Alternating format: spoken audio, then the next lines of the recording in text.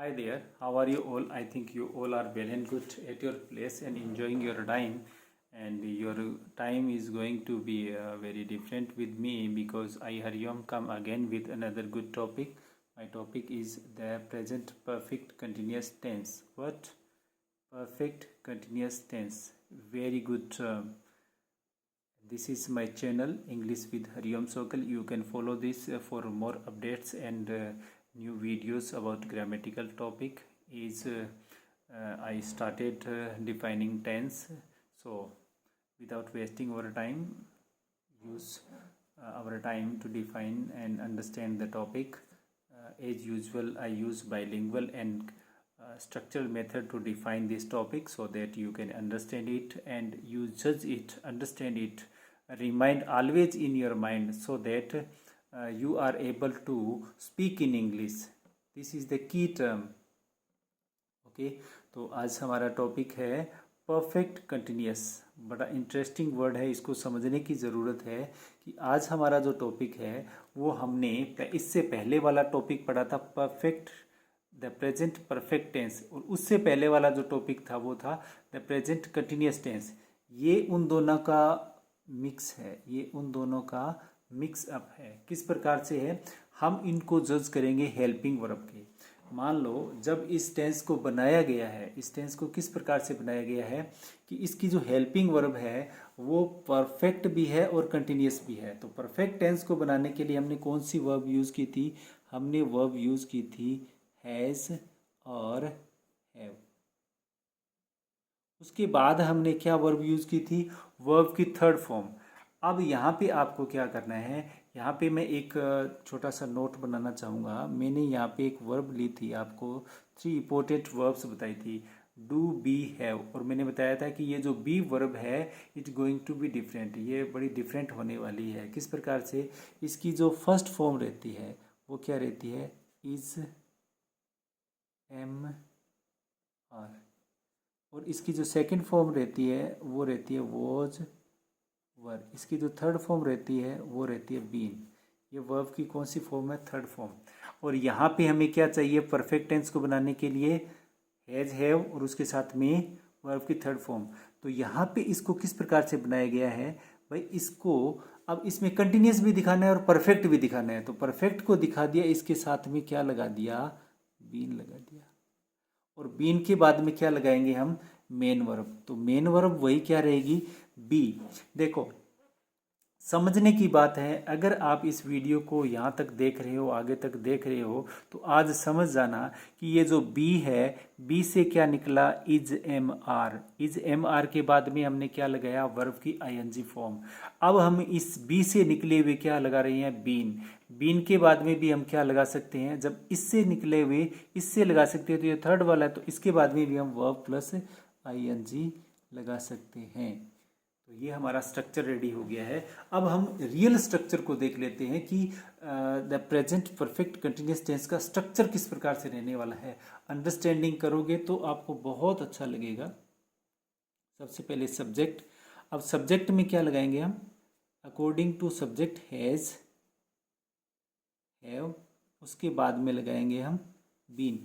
यहाँ तक ये स्ट्रक्चर परफेक्ट का बन गया है. अब इस बीन के बाद में हमने क्या लगा दिया? वर्ब की फर्स्ट फॉर्म और आईएनजी को क्या कर दिया? सफिक्स. अब ये क्या बन गया? परफेक्ट और कंटिन्यूस बन गया. ऐसे बना है ये टेंस परफेक्ट कंटिन्यूस. और इसके बाद में हम क्या लिख सकते हैं? ऑब्जेक्ट लिख सकते हैं. ऑब्जेक्ट के बाद में क्या लिखेंगे हम? ऑब्जेक्ट के बाद में हम लिखेंगे सिंस और फॉर. ये क्या होते हैं? प्रेपोजिशन होते हैं. क्या होते हैं? प्रेपोजिशन. और इसके बाद में हम किसका एक्सप्रेशन देते हैं? टाइम का एक्सप्रेशन देते हैं.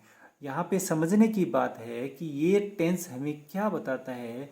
ये टेंस हमें यह बताता है कि कुछ पार्ट एक्शन का कंप्लीटेड है और अभी भी एक्शन क्या है? स्टिल कंटिन्यू है.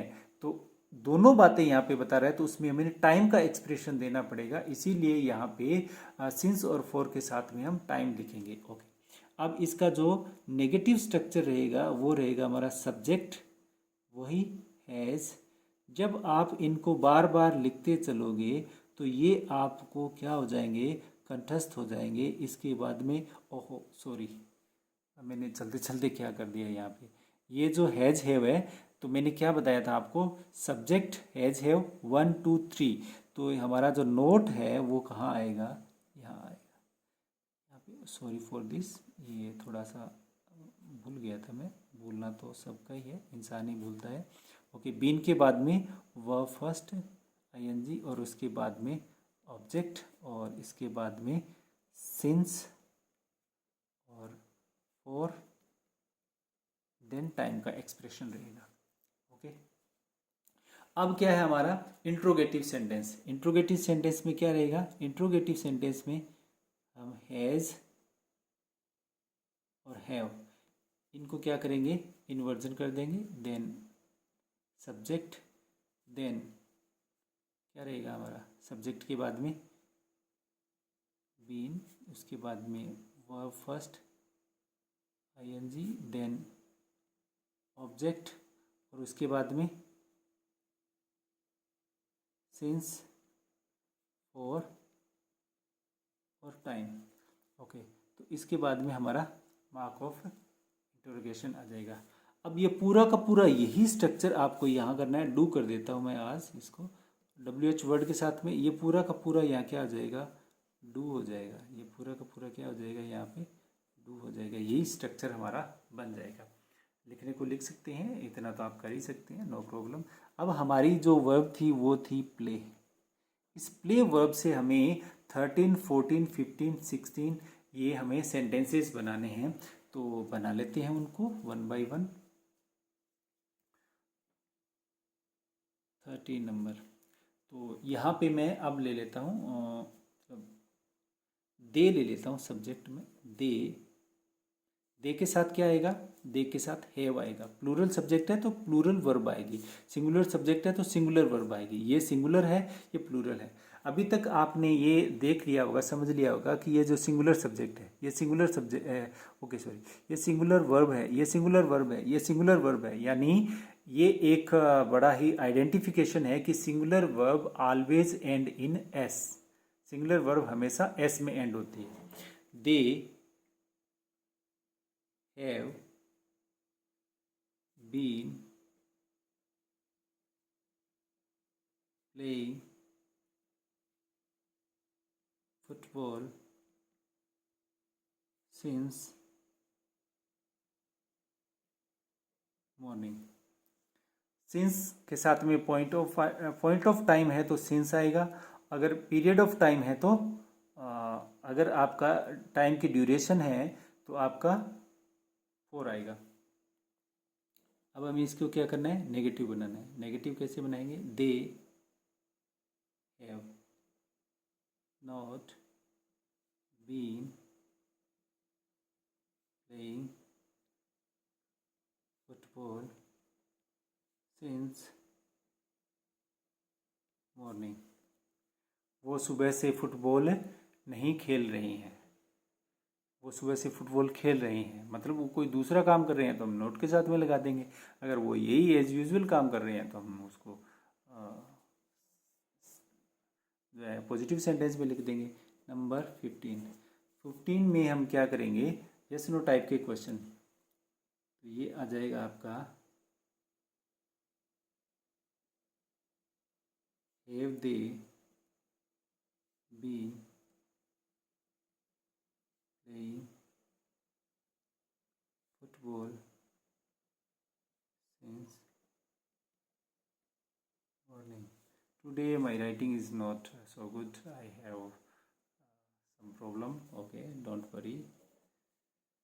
इसके साथ में क्या है, अब क्या है, वो कब से ऐसा खेल रही हैं, हाउ लॉन्ग, इस प्रकार के जो एक्सप्रेशन रहते हैं ये सेंटेंस मैं तब बनाऊंगा जब आप मुझे कमेंट करोगे। तो क्योंकि इसके साथ में कुछ और ही ऐसे एक्सप्रेशन रहते हैं, ये इसका अलग से यूज़ है। WH वर्ड के साथ में किस प्रकार के सेंटेंस बनेंगे, तो ये दोनों, ये भी मैंने पेंडिंग रखा है, ये भी मैंने पेंडिंग रखा है।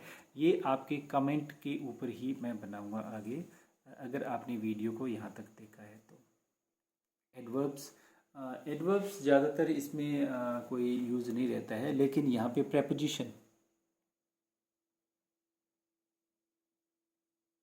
प्रेपोजिशन का यूज़ होता है, प्रेपोजिशन यूज़ होता है सिंस, और एक प्रेपोजिशन यूज़ होती है फॉर।